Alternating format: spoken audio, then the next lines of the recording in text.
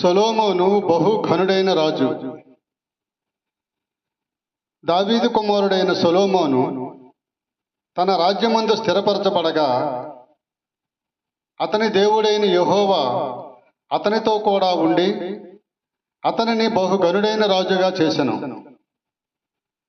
యెహోవా సేవకుడైన మోషే అరణ్యమందు చేయించిన దేవుని సమాజపు గుడారము గిబియోనునందు ఉండెను. కనుక సొలొమోను సహస్రాధిపతులకును శతాధిపతులకును న్యాయాధిపతులకును ఇశ్రాయేలీయుల పితరుల ఇండ్లకు పెద్దలైన వారికి అందరికీ అనగా ఇశ్రాయేలీయులకు అందరికీ ఆజ్ఞ ఇయ్యగా సమాజకులందరూ సొలొమోనుతో కూడా కలిసి గిబియోను నందుండు బలిపీఠమునద్దకు వెళ్ళారు. దావీదు దేవుని మందసమును కిర్యత్యారీము నుండి తెప్పించి యెరూషలేమునందు దాని కొరకు గుడారము వేసి తాను సిద్ధపరిచిన స్థలమున ఉంచెను. హూరు కుమారుడైన ఊరికి పెట్టిన బేసలేలు చేసిన ఇత్తడి బలిపీఠము అక్కడ యెహోవా నివాస స్థలం ఎదుట ఉండగా సొలొమోనును సమాజపు వారును దాని యొద్ద విచారణ చేశారు. సమాజపు గుడారము ముందర యెహోవా సన్నిధి నుండి ఇత్తడి బలిపీఠమునొద్దకు సొలొమోను పోయి దాని మీద 1000 దహన బలులను అర్పించాడు.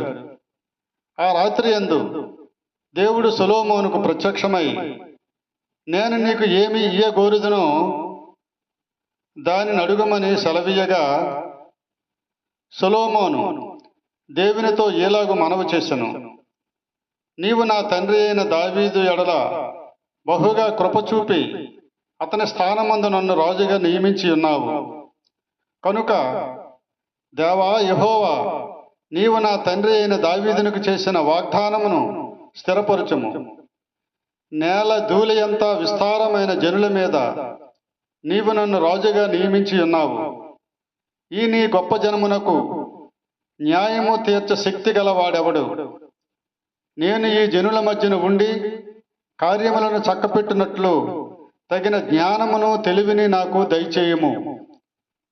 అందుకు దేవుడు సొలొమోనుతో ఇలాగు సెలవిచ్చెను, నీవు ఈ ప్రకారము యోచించుకొని ఐశ్వర్యమునైనను సొమ్మునైనను ఘనతనైనను నీ శత్రువుల ప్రాణమునైనను దీర్ఘాయువునైనను అడుగగా నేను నిన్ను వారి మీద రాజుగా నియమించిన నా జనులకు న్యాయము తీర్చుటకు తగిన జ్ఞానమును తెలివిని అడిగి ఉన్నావు.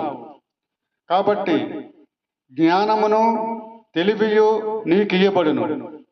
నీకన్నా ముందుగానున్న రాజులకైనను నీ తరువాత వచ్చే రాజులకైనను కలుగని ఐశ్వర్యమును సొమ్మును ఘనతను నీకిచ్చెదను అని చెప్పెను. పిమ్మట సొలొమోను గిబియోనులో నుండు సమాజపు గుడారం ఎదుటనున్న బలిపీఠమును విడచి యెరూషలేమునకు వచ్చి ఇశ్రాయేలీయులను పరిపాలించుచుండెను. సొలొమోను రథములను గుర్రపు రౌతులను సమకూర్చెను. 1400 రథములను 12,000 గుర్రపు రౌతులను అతనికి ఉండెను. వీరిలో కొందరిని అతడు రథములుండు పట్టణములలో ఉంచెను. కొందరిని తన రాజ్య సన్నిధిని ఉండుటకు యెరూషలేములో ఉంచెను. రాజు యెరూషలేమునందు వెండి బంగారములను రాళ్ల వలె విస్తారముగాను సరళ మ్రానులను షేఫేలా ప్రదేశమున ఉన్న మేడి చెట్లంత విస్తారముగాను సమకూర్చెను. సొలొమోనునకుండు గుర్రములు ఐగుప్తులో నుండి తేబడెను. రాజు వర్తకులు ఒక్కొక్క గుంపునకు నియామకమైన ధరనిచ్చి గుంపులు గుంపులుగా కొని తెప్పించిరి.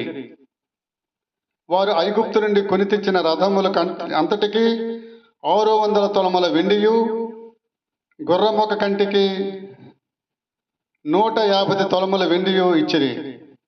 హిత్తీయుల రాజులందరి కొరకును సిరియా రాజుల కొరకును వారు ఆధారకే వాటిని అమ్మి తీసుకొని పోయిరి. దేవునికి స్తోత్రం. హల్లెలూయా. దేవుడు మిమ్మల్ని దీవించునుగాక. ఆమేన్.